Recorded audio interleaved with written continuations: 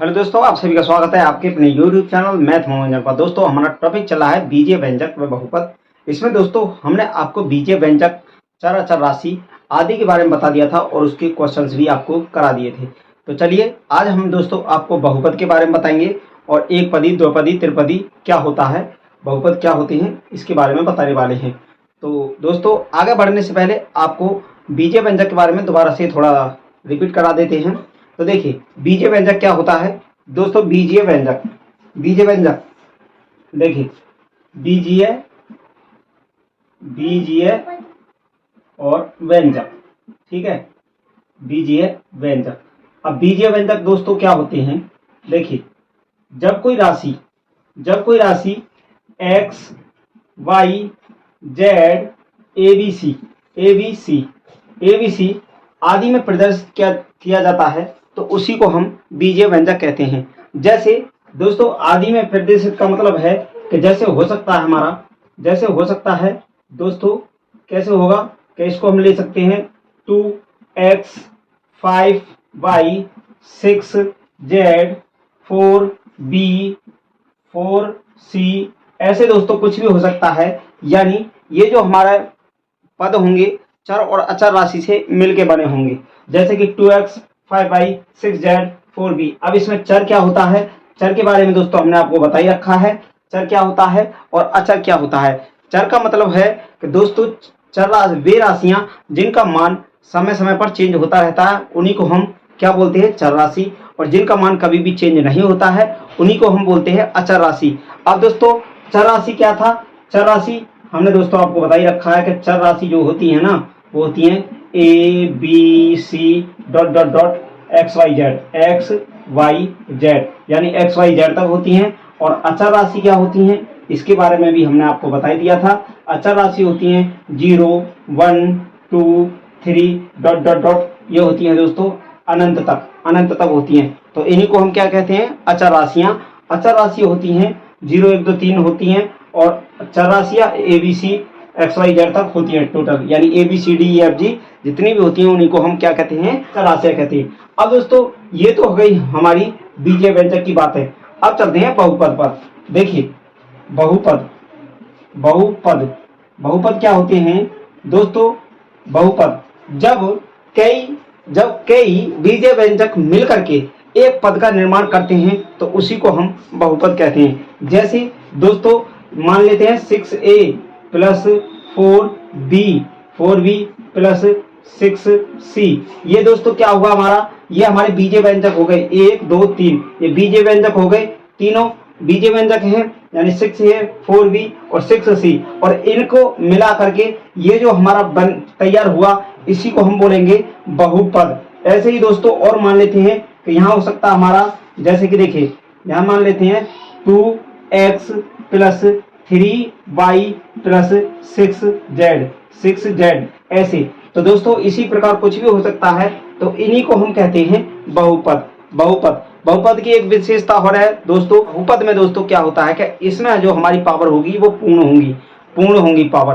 पूर्ण का मतलब 0 1 2 3 4 5 6 7 और अनंत तक हो सकती हैं। लेकिन दोस्तों इसमें माइनस में पावर नहीं होगी और ना ही हाफ में होगी, जैसे अंडर रूट होगा। तो इन्हीं में अगर ये पावर होंगी हमारी तो उसको हम बहुपद नहीं कहेंगे। चलिए और इसके बारे में कुछ आगे चर्चा कर लेते हैं। अब दोस्तों देखिए एक चर वाले बहुपद क्या होते हैं। एक चर वाले बहुपद, एक चर वाले बहुपद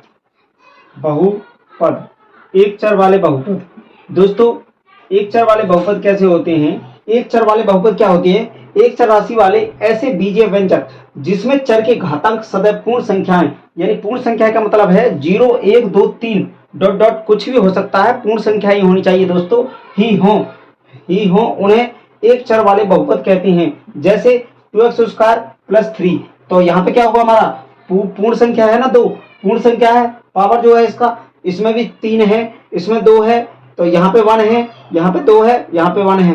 तो दोस्तों कहने का मतलब है कि जिनकी पूर्ण संख्याएं 0 1 2 3 होनी चाहिए तो वही हमारे क्या होंगे कि एक चर वाले बहुपद हो जाएंगे। अब दोस्तों अगर इसमें देखिए, इसमें अगर हमारा अंडर रूट में होगी संख्या, अंडर रूट में हो या फिर इसमें माइनस में हो तो उसको हम बहुपद नहीं मानेंगे। जैसे देखिए क्या हो सकता है इसमें, देखिए जैसे जैसे देखिए हो सकता है एक्स स्क्वायर प्लस 1/x²। अब इसको हम क्या लिख सकते हैं, इसको लिख सकते हैं एक्स स्क्वायर प्लस इसको क्या लिखेंगे कि एक्स की -2, ये हो जाएगा ना, एक्स की पावर -2, तो ये इसमें माइनस हो गया ना, तो अब ये क्या होगा कि ये हमारा बहुपद नहीं होगा। इसी प्रकार दोस्तों और भी देख सकते हैं, जैसे y की पावर लिख लेते हैं, y की पावर -3 है और यहाँ पे फिर वो y² ये है, तो इसको भी दोस्तों ये भी नहीं होगा क्योंकि यहाँ पे -3 हो गया, तो ये भी हमारा बहुपद नहीं होगा। तो जिनकी पावर जो दोस्तों हमारी पूर्ण संख्याएं नहीं होंगी, पूर्ण नहीं होंगी, तो उनको हम बहुपद नहीं कह सकते हैं, बहुपद एक चर वाले बहुपद नहीं होंगे।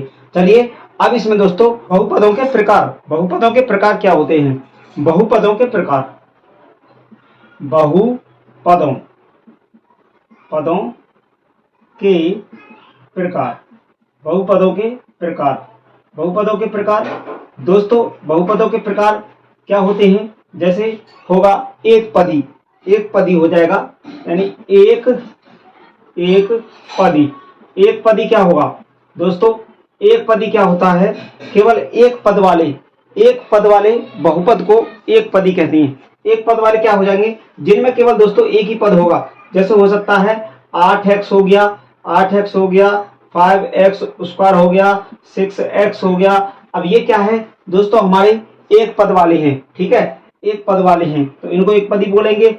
अब आती है दो पदी वाली बात, दो पदी क्या होते हैं, दो पदी दोस्तों जिनमें दो पद हों, जैसे क्या हो सकता है हमारा 4x² प्लस 6x हो गया। इसी प्रकार देखिए 5x³ प्लस 6 हो गया, तो इसमें क्या है हमारे ये दो पद हो गए, ठीक है दोस्तों।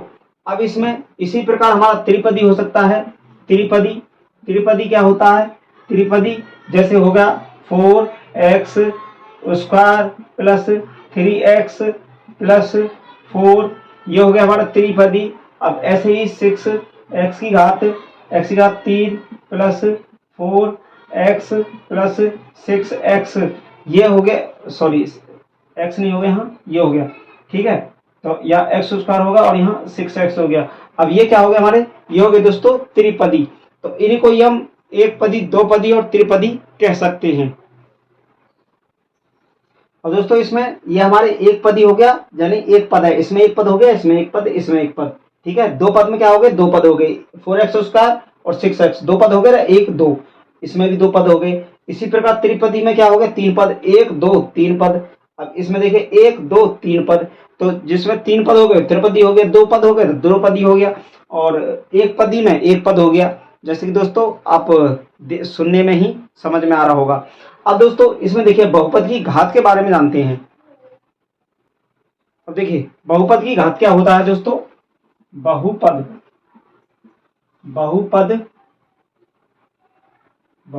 की घात, बहुपद की घात, देखिए बहुपद की घात क्या होता है कि एक बहुपद में चर की अधिकतम घात को ही, चर की अधिकतम घात को ही बहुपद की घात कहते हैं। जैसे दोस्तों जैसे हो सकता है, जैसे देखिए बहुपद की घात है 5x² प्लस 3x प्लस, यहाँ पे कर लेते हैं +1, ठीक है, ये हो गया।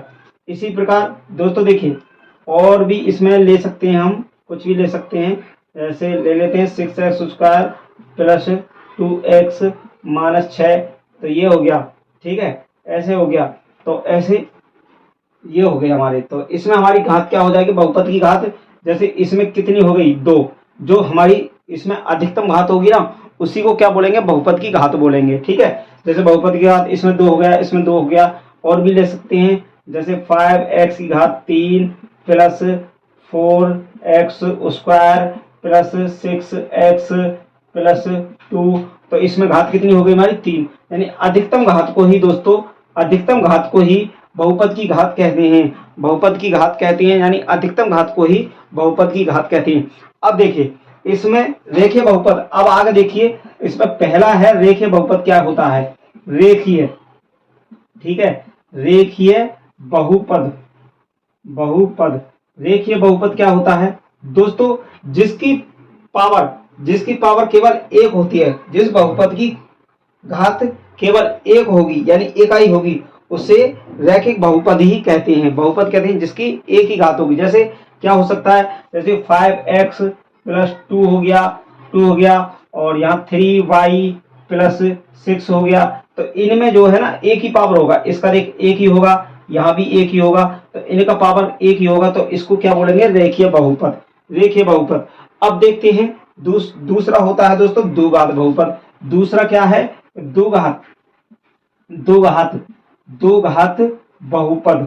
द्विघात बहुपद 7y स्क्वायर प्लस 8 हो गया और यह हो सकता है 5x स्क्वायर प्लस 6 हो गया।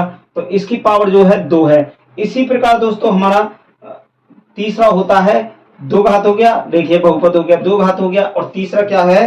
तीसरा होता है त्रिघाती। ठीक है, त्रिघाती बहुपद। अब ये त्रिघाती बहुपद क्या होता है कि जिसमें दोस्तों हमारी घातें तीन हो जाएंगी, उसी को त्रिघाती बोलेंगे। जैसे 4x की घात 3 प्लस 2x स्क्वायर प्लस 6। इसी प्रकार ले लेते हैं 5x cube minus 2x square और प्लस 3। तो दोस्तों ये क्या हो गया? हमारा त्रिघाती बहुपद हो गए। त्रिघाती क्योंकि इन पे जो है तीन घात हो गई। एक इस पर 3 है, इस पर 3 है। जिस पर एक होगा घात उसको रेखीय बहुपद बोलेंगे, दो होगा उसको बोलेंगे दो घात बहुपद। यहाँ पे दो पावर है, इस पर 3 हो गई तो इसको त्रिघाती बहुपद हो गए। तो ये तो दोस्तों हमने इसके बारे में आपको बहुपद के बारे में, बीजीय व्यंजक के बारे में बता दिया है। अब इसमें अगली क्लास में हम आपको क्वेश्चंस कराएंगे जिससे आपको और समझ में आएगा। तो चलिए आज की क्लास को यहीं तक रखते हैं। Thank you, best of luck.